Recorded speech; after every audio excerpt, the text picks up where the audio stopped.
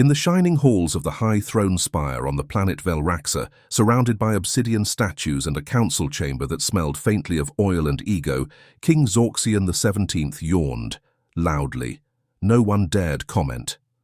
The royal herald paused mid-announcement and quietly stepped aside. The guards in full ceremonial armor stiffened. One advisor pretended to read data off his neural tablet. Another pretended to faint. None of it helped.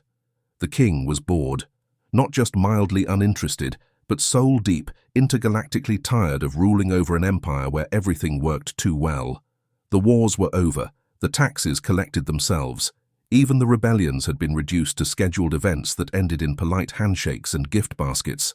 So when the interspecies envoy from Earth arrived, bringing gifts and cultural exchange proposals, Zorxian perked up for the first time in weeks. The humans were odd, unpredictable, endlessly chaotic in both form and function. Their diplomat, a pale woman named Dr.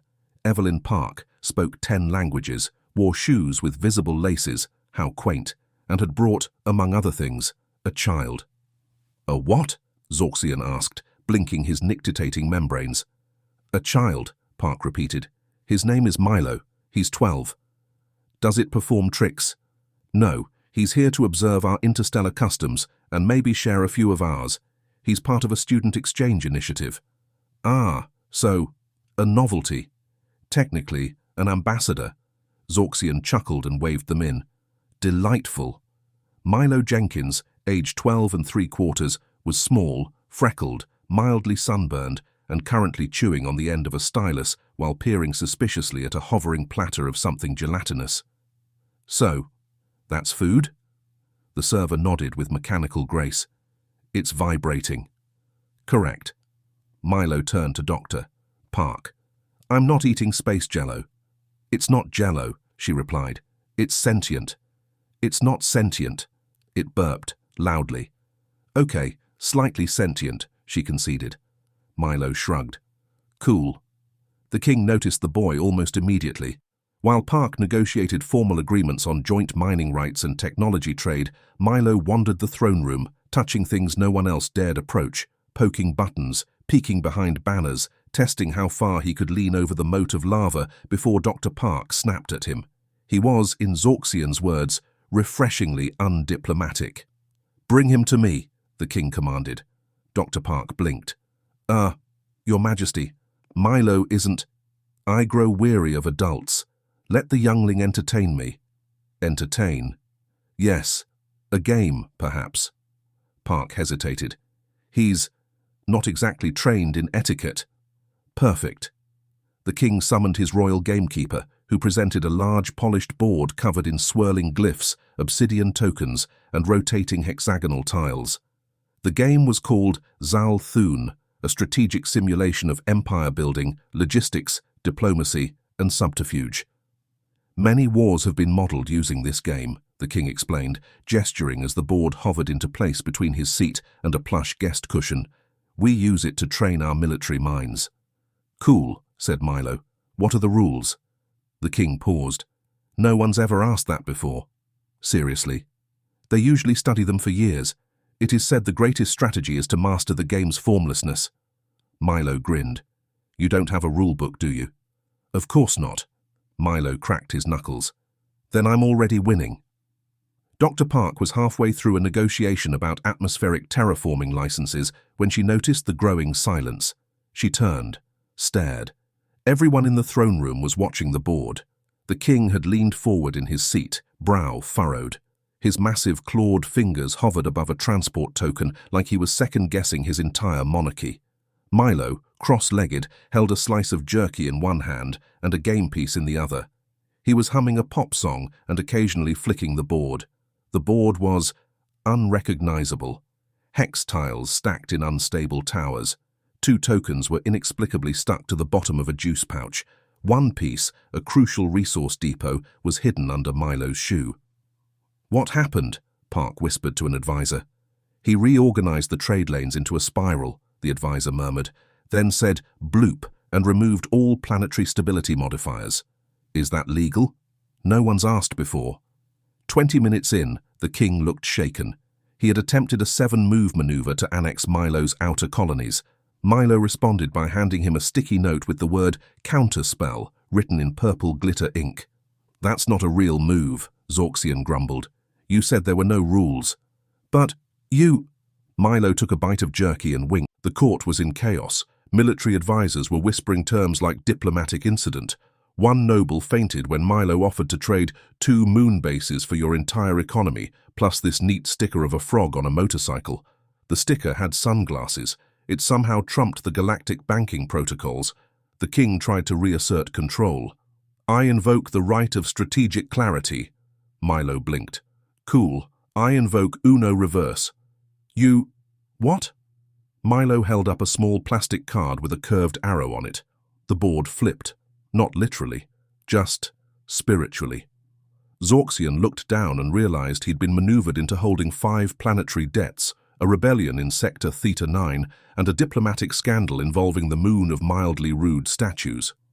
How did this happen?" Milo shrugged. "I play a lot of risk." By the 20-minute mark, the king stood, silently. He turned to his court, spoke clearly. "I am no longer fit to rule. The child wins." Gasps. Dr. Park choked on her coffee. Milo blinked. "Wait, what?"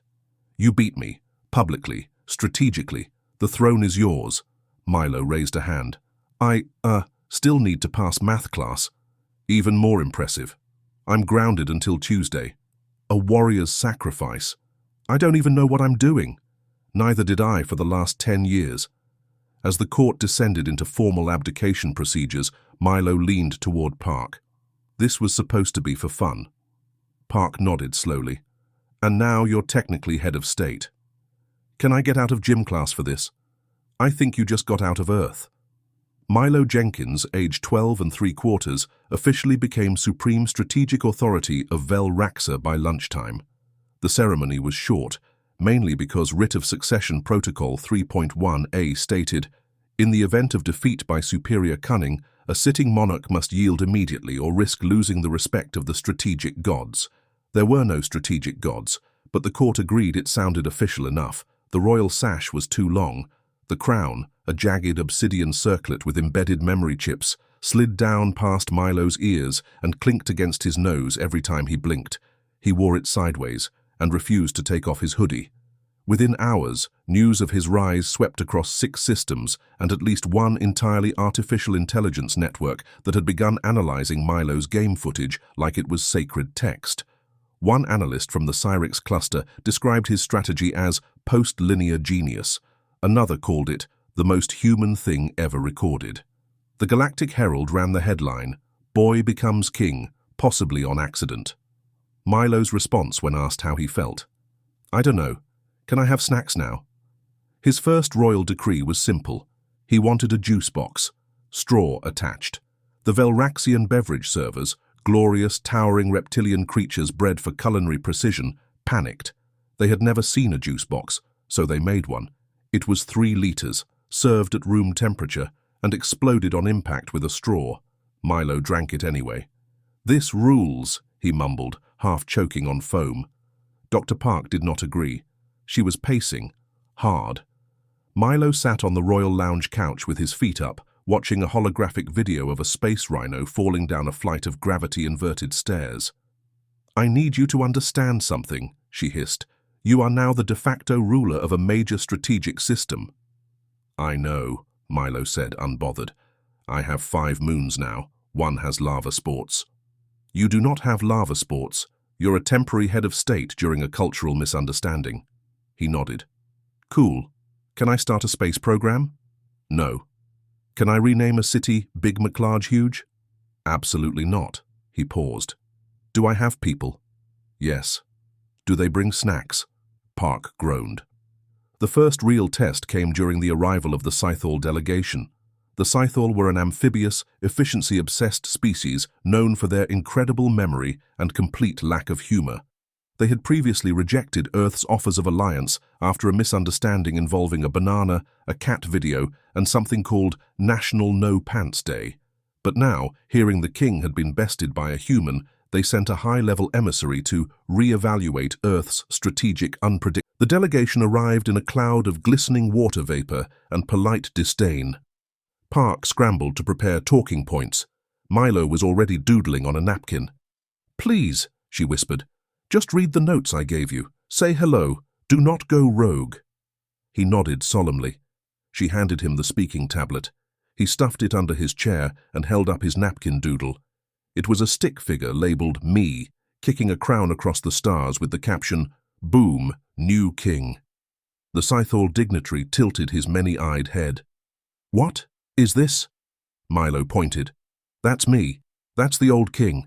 That's my boot. It's not to scale." The Scythal blinked. "You conquered Velraxa by force." "No," Milo said. "I won a board game and now everyone's really stressed out about it." "Fascinating." They stared at the napkin, then each other, then back at the napkin. Park, halfway through a diplomatic stroke, whispered, "Please, for the love of Earth, tell them we value their alliance and intend to foster peace through mutual growth." Milo handed the napkin to the dignitary and said, "Wanna play around?" The Scythal, against all probability and possibly against cultural regulation, smiled. 20 minutes later, Milo beat him using a move he called the slide whistle Gambit. The Scythal's entire delegation bowed. He was declared an honorary non-linear peace architect, a galactic first. Park sat in the corner and muttered into her tablet, "I swear to Newton, if he makes one more title up." Meanwhile, the Velraxian High Council had mixed feelings. One councillor said, "We should reclaim the throne through tradition." Another replied, "He defeated Zorxian with a glitter sticker and sarcasm. What tradition do you want?" Yet another proposed, "Let's just wait. He's a child. How bad can it get?" That night, Milo declared a new planetary holiday, National Strategy Nap Day. It involved no work, unlimited snacks, and mandatory mid-afternoon naps for all citizens. Approval ratings hit 94%. By the end of day 2, Milo had rescheduled 2 galactic meetings because he needed Minecraft time, accidentally reorganized the planetary trade network by sorting it alphabetically, promoted a janitor to Royal Vibe Coordinator because he made good grilled cheese, installed a human vending machine in the Royal Chamber, created a 5-step planetary defense plan involving rubber ducks, decoy missiles made of foam, and exactly 1 trained possum. When asked why, he replied, "Because real war is scary, funny war is confusing. Confusion buys time." The generals didn't understand, but they did agree that no one had declared war in the last 48 hours. And so, on his 3rd evening as ruler, Milo stood on the balcony overlooking the lights of Velraxa, sipping juice from a mug labeled Space Boss, wearing a too large robe and 1 sock, watching a fireworks display he hadn't approved but was enjoying anyway. Park walked up beside him. "You're becoming something. A king." "No." He looked up at her. "A problem." He grinned. "That's how humans win, right?" She sighed. "Let's just try to get through tomorrow without creating a new religion." Milo nodded, then quietly asked, "Is it bad that I already got a worship request from the Moon people?" Park didn't answer, just walked away, muttering something about resignation forms and tactical therapy. 3 days into Milo's reign, the galaxy officially took notice. Before, he'd been an oddity, a novelty, a peculiar footnote in the endless churn of interstellar politics. Now he was a threat, not because he had power, because he didn't use it the way they did. It began with a message, delivered via holoscroll, encoded in 6 dialects and 1 obsolete poetry format. From the Targonian ascendancy. The message was clear, direct, and full of really shiny vowels. Velraxor has fallen to unpredictable rule. The Targonian royal line claims the throne via ancestral rights of prestige. If the usurper does not abdicate, we will arrive in 3 cycles to enforce our claim, with formality and overwhelming force. Crown Prince Zelvor the Resolute. Ren Halstead might have panicked. Zorxian might have countered with diplomatic bluster. Milo. He was in the courtyard, hosting a strategy class for Velraxian schoolkids, using cereal boxes, laser pointers, and half of Chairman Meow's toy parts. The court aide delivered the scroll. Milo opened it, squinted, then used it as a paper towel for juice he spilled on the war map. Dr. Park nearly choked on air. You just smeared syrup on a declaration of war. I didn't ask him to write it in rhyming iambic space pentameter, Milo shrugged. They're threatening to conquer us. I don't know. Overwhelming force sounds like an overcompensation issue. Park pinched the bridge of her. Back in the throne chamber, the High Council was in full disaster mode. Our sensors confirm the Targonian fleet is en route. 32 dreadnoughts, 3 planet breakers, and a diplomatic yacht. They brought a yacht? Milo asked. Symbol of elite conquest, one aide muttered. So, basically they're rich kids with big toys. The council bristled. Milo spun lazily in the throne chair. How many defense ships we got? 7, said the general. Cool. Park whispered. Milo, this is not a board game. He tapped the side of his head. I know, that's why I've got a plan. That night, he issued 2 royal orders. The first, all planetary communications must temporarily end emails with, respectfully, long-live snacks. The second, begin Operation Dandelion. The council asked what that was. Milo handed them each a glitter bomb. Day 4. The Targonians arrived. Their fleet shimmered above Vel Raxa like a glistening storm of chrome and fire. Every species in the sector tuned in. It was supposed to be a show of force, a formal demand, a final moment before battle.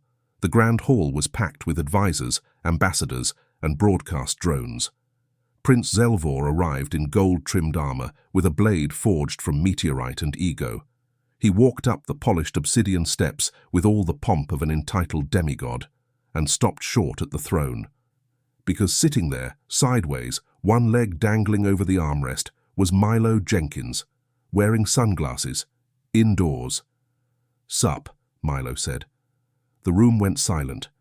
Prince Zelvor raised an eyebrow. You are the Child King? I'm technically the accidental overlord, but yeah, hi. You dishonor this hall with your posture. Milo stood, slouched, raised one hand. Chairman Meow rolled out from under the throne carrying a silver tray. On it, juice box, glitter cannon, Uno card. Zelvor's jaw tightened. I demand a duel, a contest of supremacy, as per interstellar conquest tradition. Milo nodded slowly, then grinned. Let's play Jenga. They played. On a table made of imperial marble, under spotlights, in front of cameras, a human child and an alien prince, one in ceremonial battle dress, the other in socks with cartoons on them, stacking blocks. The first few moves were tense, controlled. Then Milo sneezed. 6 blocks wobbled. Zelvor snarled. You're trying to destabilize the field. Nope, Milo said. Just allergic to space drama. By the 6th round, Milo began humming. Zelvor lost concentration. A tower fell. The prince stood in disbelief. You tricked me. Yep. This was a game of randomness. Nope, chaos. Zelvor stepped forward. You are not a leader. I never claimed to be. You're mocking our entire tradition. Milo lowered his voice. Dude, you rolled up to a planet run by a middle schooler and got wrecked in front of a dozen live feeds. That's not my problem. That's yours. The room gasped. Someone clapped. Zelvor's eyes flared. Very well. If I can't defeat you with intellect, then I'll ruin your legacy. I challenge you to a public ceremony of respectability. Milo blinked. What? We will wear formal robes, recite 4,000 years of protocol, and bow in ascending order for 6 hours. Milo slowly turned to Park. Is that a real thing? She whispered. Unfortunately, yes. He sipped his juice. No thanks. I choose the third option. There is no third option. Oh yeah? He snapped his fingers. Chairman Meow rolled forward and launched a glitter bomb directly into Zelvor's face. Panic, flash, smoke, screaming. The prince staggered backward, covered in shimmering light particles. Aid bots tried to clean it. It spread faster. It got into the throne room vents. An advisor muttered, "We'll be coughing sparkles for a month." Milo waved casually. I abdicate your challenge. Enjoy the glitter. The Targonian fleet left in silence. No shots fired, no declaration issued. Just 32 ships, each slightly more sparkly than they arrived.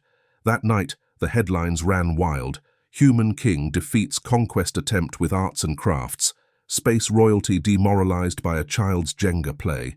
prince of prestige dethroned by party store weaponry. Park leaned against the balcony railing, sipping tea. Milo sat beside her, watching the stars. "That could have gone badly," she muttered.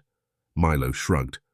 "Could have, but I figured anyone that stuck up has no defense against dumb stuff. You realize the next threat will be worse." "Probably. You're not worried?" He looked up at the stars. "Nah, I still have a slinky and 3 more She blinked. "You're terrifying." He smiled. "Thanks."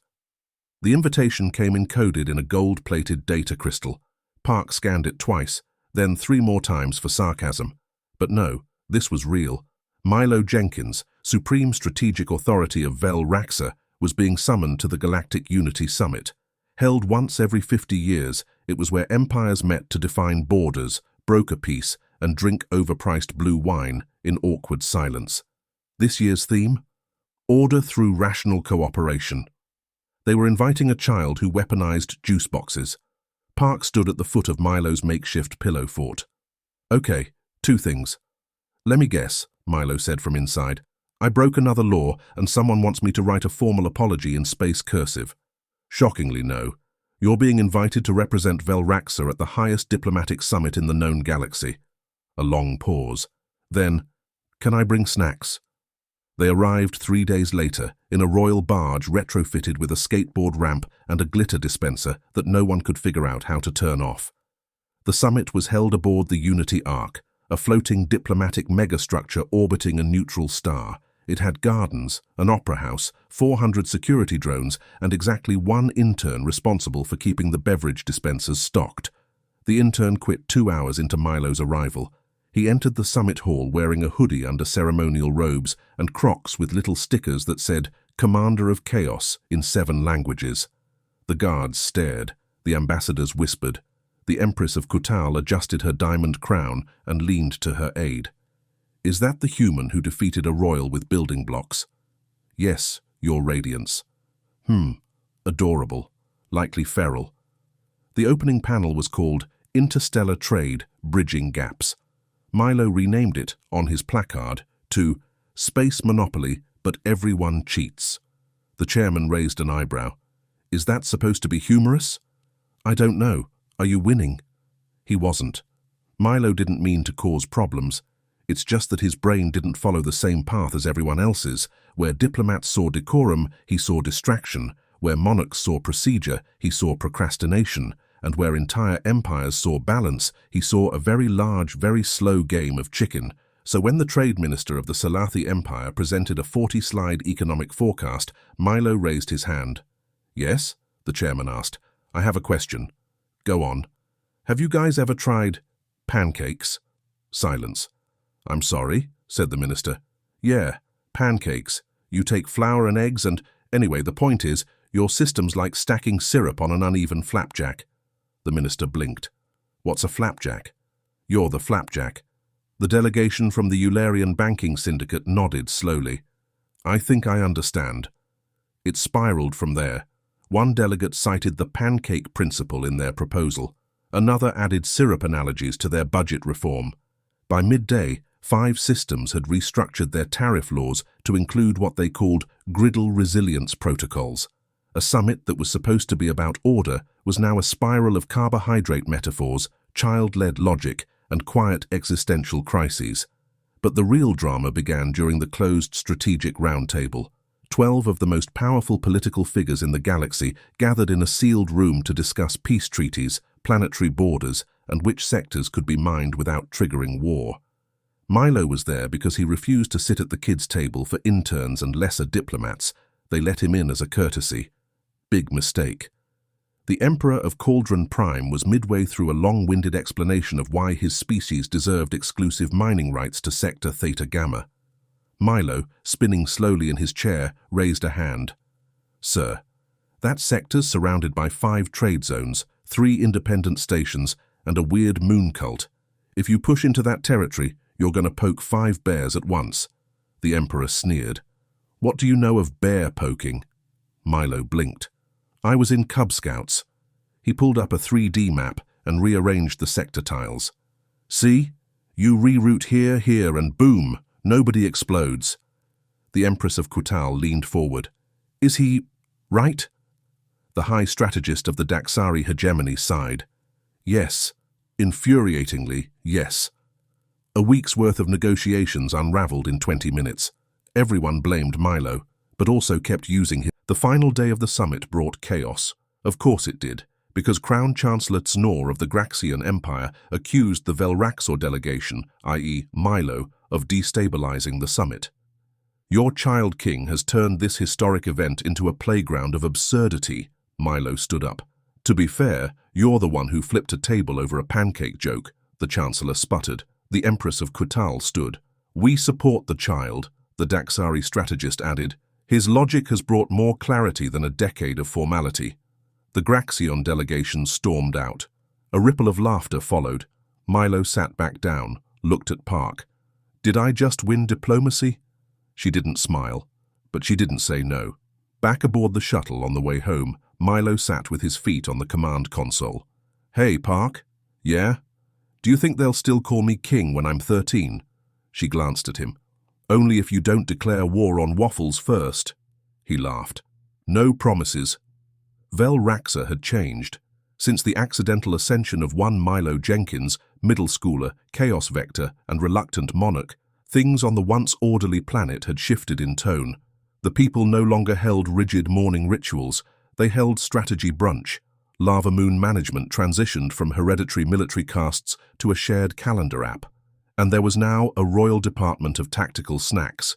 Its slogan, outthink, outplay, outsnack. Milo, in his last week before turning 13, was tired. Not of the throne, not of the advisors or the policy meetings or the weird crown that still slipped over his eyes when he looked down too fast. He was tired of winning. Every week, someone else showed up trying to reclaim the throne. Royal challengers, strategic champions, one talking robot who insisted it had calculated 27 million victories in advance. Milo beat it using an HA sketch and sarcasm. He missed Earth, he missed home, but most of all, he missed playing games for fun. That's when Zorxian came back, the former king, the big guy with the lava cape and the voice like a bass amplifier. He stepped onto the palace courtyard with no guards, no advisors, and no ceremony. Just a smile. Milo looked up from his doodle spreadsheet. Hey, you're back. Zorxian bowed. Have you ruled well? I don't know. No one's tried to blow us up lately, and trade's up 34%. Then I suppose you have. Milo narrowed his eyes. You here to take the throne back? Zorxian smiled. No. Pause. Okay, not directly. They sat in the royal game garden, a circular arena surrounded by low hedges, chirping alien birds, and an automated juice cart that constantly dispensed the wrong flavor but tried its best. Zorxian pulled out a strategy board. The original, Zal Thun, the one Milo beat him on. I challenge you to one last match. Milo raised an eyebrow. And if I lose? You return to Earth, a champion, with dignity, and I resume rule. And if I win? Zorxian bowed again. You stay as king, until you choose to leave. Milo thought for a moment. Let's play. They sat. Opposite ends of the board, 2 pieces each, no advisors, no interruptions. The sun set in molten colors. A breeze blew pollen from the firebloom trees, and the galaxy held its breath. Every diplomatic stream tuned in.